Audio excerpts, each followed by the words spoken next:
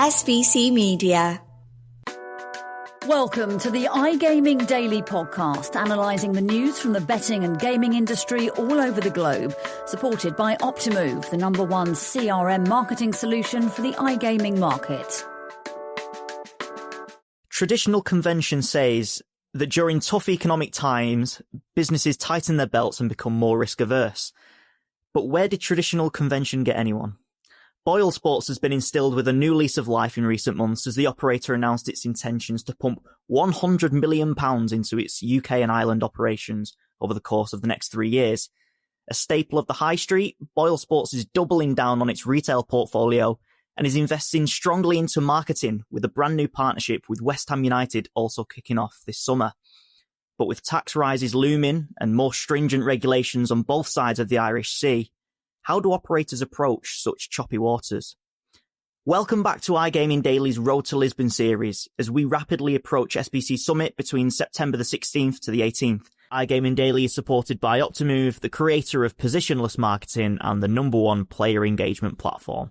If you're heading to SBC Summit in Lisbon, mention iGaming Daily when you visit Optimove at stand A555 and get your first month for free.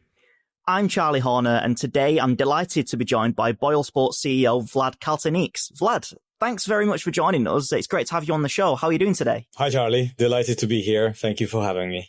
Brilliant. It's great to have you on the show at the moment because it's such an exciting period for Boyle Sports with all the announcements that have been made over the summer. So could you begin by talking us through Boyle Sports' announced sort of investment plans for the UK and Ireland? What does the investment consist of? Absolutely. Well, Charlie, we already have a very strong presence in UK, and obviously Ireland is our home ground. And I'm personally very excited about the opportunity that we have in front of us, particularly in the UK. It's very competitive, but I believe that we have genuinely something special that we can offer to our customers. My personal journey as a CEO, I've been with the business for just over 2 years, and all of this time I have spent building on the decades of the expertise that the business has and to further strengthen our operation. And I think this investment, $100+ million over the next couple of years, really demonstrates our commitment to market. And it consists of both retail and digital. I think our business really thrives in terms of being able to offer our customers that experience across retail and digital. So we are going to be opening new stores in the UK. We're planning to open over 200 new stores. We're committing to refurbishing and improving and upgrading technology in our existing environment, both in retail and in digital. And for me, it's really in terms of to continue strengthening our teams on the ground. We are investing more into our staff and presence in the UK, and also strengthening our operations in Ireland. And you've mentioned an exciting partnership. So West Ham United is one of them, probably the biggest that we have at the moment. We've also recently announced our partnership with TNT Sports, and we continue to invest in multiple partnerships across UK and Ireland as well. Yes, an exciting summer and exciting plans ahead. But I alluded to it at the top of the show that there's regulatory concerns, tax pressures, and other things like that. Why is now the opportune time to come out and invest in the UK and Ireland in such uncertain times, really? I strongly believe that UK remains one of the most important and exciting regulating betting markets in the world. My philosophy is building a long-term sustainable business, and UK regulation and environment allows for that. The Gambling Regulation Act has been in situ for a good while. There is now the reform to make sure that it's ready for the digital age. The regulatory environment is built upon good partnership between the regulator and the operators to make sure that the needs of the act are being met in the most sustainable way, but also to allow the operators to have a very clear compliant and customer focused opportunity to continue to develop, to continue to compete. And also, as you would probably know, in our market, in our environment, everything is quite dynamic. So these changes and these discussions allow us to really look and to start thinking in terms of how do we respond, how do we show up in a better way, and how do we continue to improve and deliver that best-in-class experience that our customers deserve. Mm-hmm. And talking of best-in-class experiences, I find it really interesting that Boyle Sports is doubling down on that investment in retail as well as digital, because we know that the high streets up and down the UK are struggling at the moment, and shops are closing. But Boyle Sports is sort of going against the grain, planning to open, I think, is it 200 new stores over the coming years, create was 1,000 jobs as well. So why are you sort of making this investment in retail as well as the digital side of things? It's really what I believe, and we know that from engaging with our customers want. I think after the period of COVID, our customers have clearly expressed the need to have a good balance between an in-person experience and a digital experience. And this is what Boyle Sports have been really strong around, that omni-channel proposition in Ireland.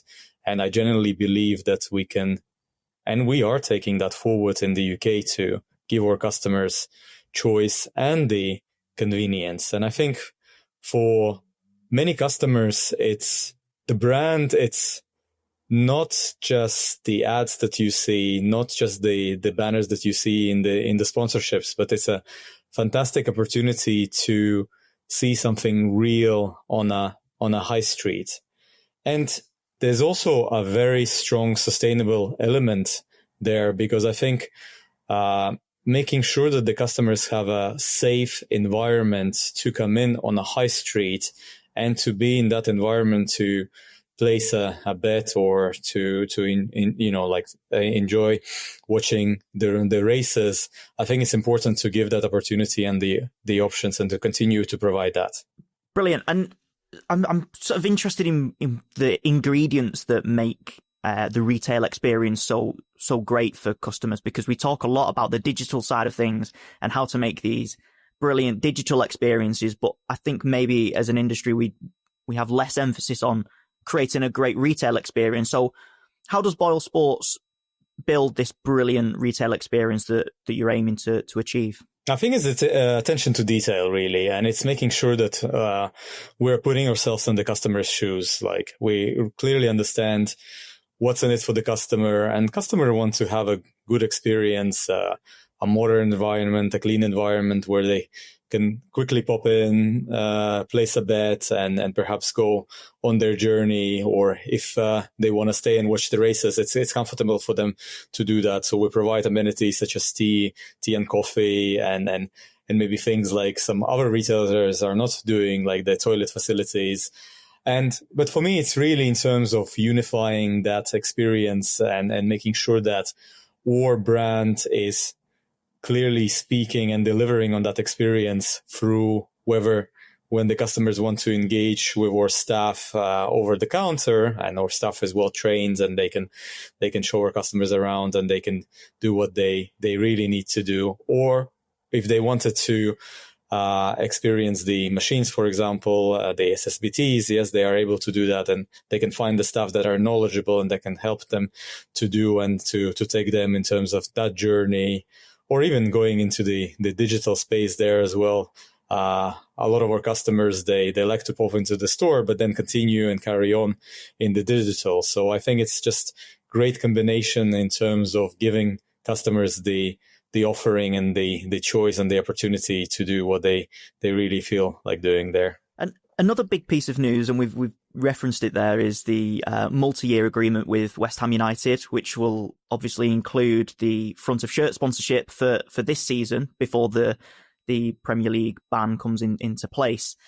Now, I know from personal experience how powerful these partnerships can be, because I'm a Sunderland supporter, and Boyle Sports used to be our front of shirt partner quite a few years ago now, and I still remember Kieran Richardson scoring a free kick against Newcastle, and he was wearing that shirt, and that, the Boyle Sports brand still reminds me of that goal and those kits, and Roy Keane being the manager. So how powerful are those partnerships now in 2025, and how will it evolve once the front of shirt sponsorship ban comes into play at the end of the season? I think football sponsorship still offers an incredible brand exposure. And what I really like about it as well, it's the fan engagement, which goes far beyond the shirt sponsorship.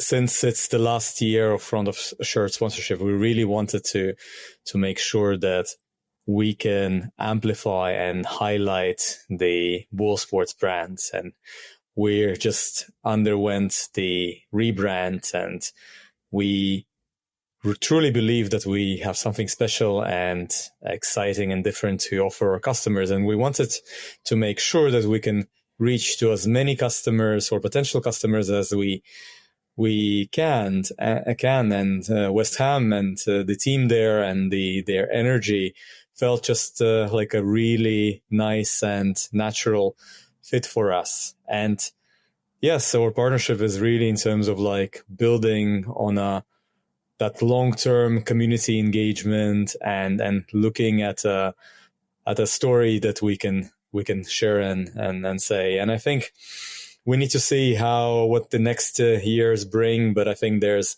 definitely a lot more that we could be doing in terms of just going beyond that front of shirt name there. Yeah, absolutely. I mean, I don't expect you to divulge specific details, but how it is a multi-year agreement. So will this partnership evolve and maybe look into training kit sponsorship, maybe sleeve sponsorships and digital signage, different parts of the West Ham brand really that you can sort of interweave with. Are those sort of evolutions on the cards? For sure, yes. We're definitely looking at all of the options that are available for us. The Premier League just kicked off, like a few weeks ago. So we just need to see how things are developing. This is, for this scale, this is new for us. We're also learning, and the club is super supportive, and we want to see what the next couple of months bring, what we're seeing in terms of the numbers. Yes. I think for us, it's very important that we're seeing the traction and good results. Any sponsorship of this magnitude, there's the exciting bit, and there's also like putting my commercial CEO hat onto it. Yes, we need to make sure that the brand awareness is there, the activations are there, we're engaging in the right way. And while we're doing that, as you were saying, we're continuing to explore what's next for year 2, year 3, and then hopefully beyond that. Yeah, sure, absolutely. No, the return on that investment is also particularly important. Yeah. Okay, Vlad, thanks very much. We'll take a quick break and then we'll come back and talk about the regulatory and tax pressures. SBC Leaders connects the gambling industry's top-tier operators and associations to share the best ideas, collaborate on solving the biggest issues, and push innovation throughout the betting and gaming industry. If you're an operator and want to join the discussion, visit sbcleaders.com for more information. Welcome back to iGaming Daily and our Road to Lisbon series. Today, I'm joined by Vlad Kaltenieks, CEO of Boyle Sports. Vlad, we obviously referenced it earlier on in the show, but the UK is currently reported to be gearing up for tax rises in the autumn budget. What are your thoughts on this? And I guess how is Boyle Sports preparing to weather this tough period? Well, we were factoring this in when we were thinking in terms of our 100 plus million investment. When a business of our size thinking in terms of the investment that we're making, we obviously need to look at all of the opportunities and also the headwinds. So a tax raise is obviously something that we planned for, and we're definitely continuing with our plans in terms of the investment over the next 3+ years, and we're remaining committed to the UK. The big question for me really is going wider. And when I think about it, I really adopt like the questions that I would be asking in terms of any change or any potential tax increase, is whether that's actually going to help and ensure long-term and sustainable development of the market, of the industry, of the economy. Is it going to maintain the conditions needed for business like ours and everyone else to be able to operate in a responsible manner, to continue to invest in innovation and to protect our customers and creating jobs and revenue to support the economy?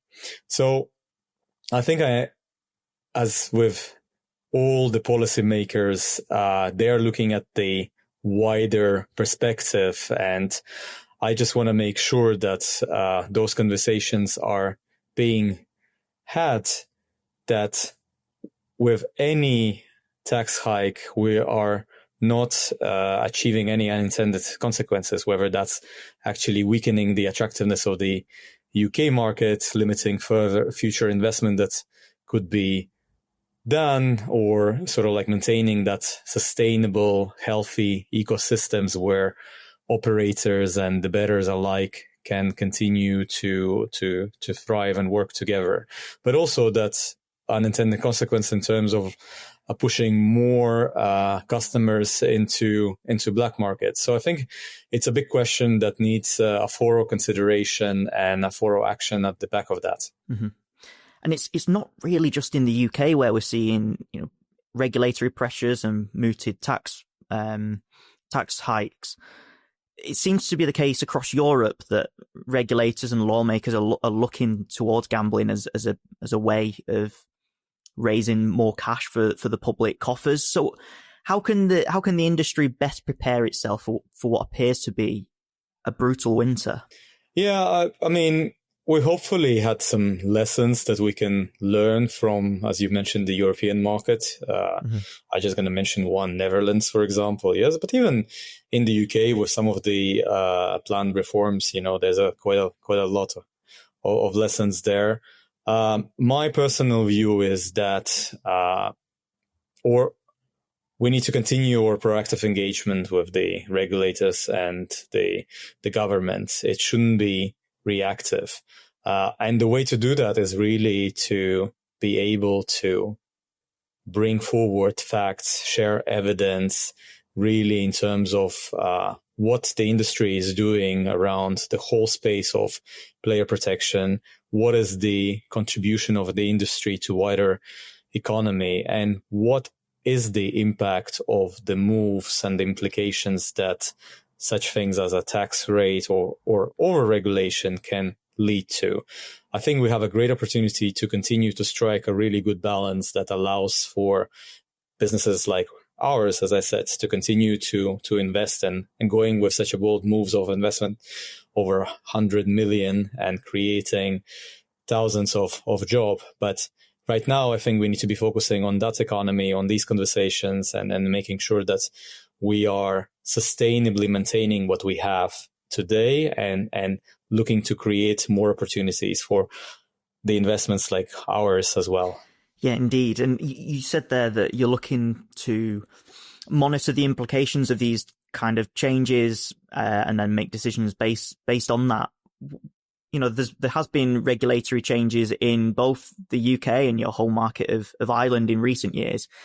What do you foresee the implications of these changes actually being? And I guess one of the big messages is, the rise of the black market. Is that something that you're particularly wary of? Well, yes. I mean, we are continuing to invest, and we're fully committed to investing in player protection and compliance. And I think if maybe looping back to the question that you just asked in terms of what our response should be as a responsible operator, is that to continue to do that, to find the ways to differentiate that in a way as a competitive advantage maybe as well. But when you contrast that with the operators that operate within the black markets, where they don't need to do all of that. So imagine our or operation, or any operation in the UK that is licensed, where we are investing in the technology, we are investing in people, in the expertise that they bring together in order to protect our players, in order to be compliant. And then on the other side, if it's a licensed operator that is targeting UK markets, they don't need to do any of that. They can just direct all of that investment into technology, that's to innovate, into the offers, and that is creating an uneven playing field. And this is something that we really need to be proactively discussing and tackling and addressing. And I think the threat of a black market is very real. And there is sufficient evidence to substantiate that we need to be taking and working really pragmatically in terms of how to continue to create a sustainable environment where, as I said, the players and the operators can work together.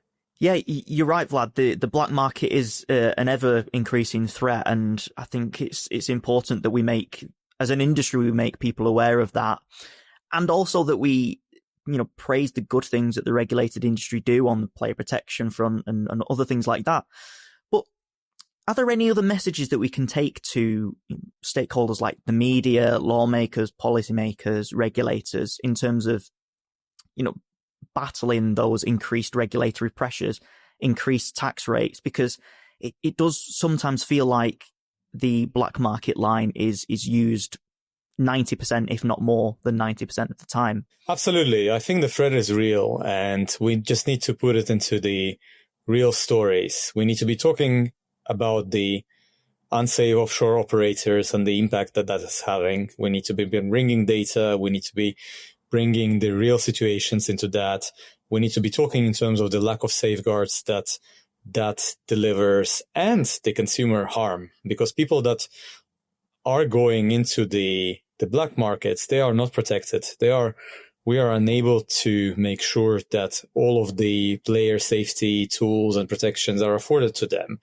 And so it is also, I think, our responsibility as operators to continuously, to proactively engage in telling these stories, in highlighting, in having these conversations, and also to, I guess, reframe the message in terms of our contribution in terms of making sure that we are creating a safe place for people to engage in gambling. It's regulated, it's well controlled, there's multitude of tools and options available to ensure. And in the black market, nothing in terms of the player protections and safeguards is there.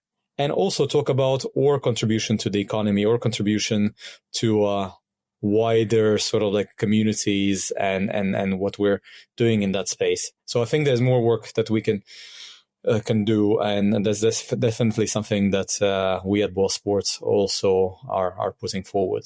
Mm-hmm. And listeners will have to forgive us, because the second half of the show has been a little bit doom and gloom in terms of more stringent regulations, tax rates, black market messaging.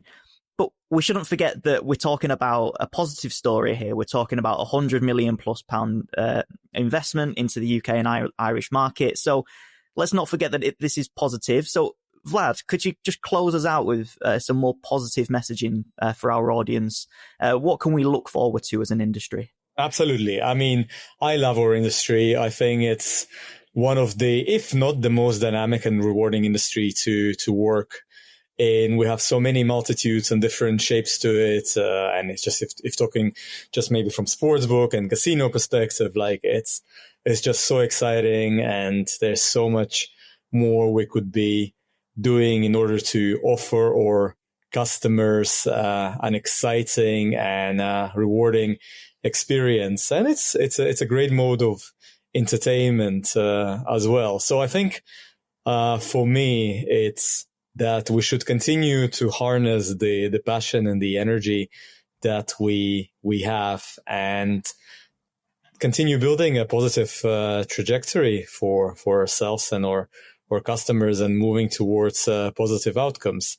Yes, there are these headwinds, but I think if we are looking at them and we're reframing them in terms of opportunities, we can always do better to protect our customers, and we are fully investing into that, and we're fully doing that. And we are competing to deliver an even greater customer experience, and there's much more to be done in that space. So I think overall, if we look at that together, there's many great opportunities for that, and we just need to continue to tapping into that and making sure that we're realizing them to a full potential with all the good intended consequences and the outcomes there. Excellent. Vlad Kaltenieks, CEO of Boyle Sports, thank you very, very much for your time. Really enjoyed getting some of your insights there. It's a great conversation, and we look forward to having you in Lisbon for SBC Summit between September the 16th to 18th.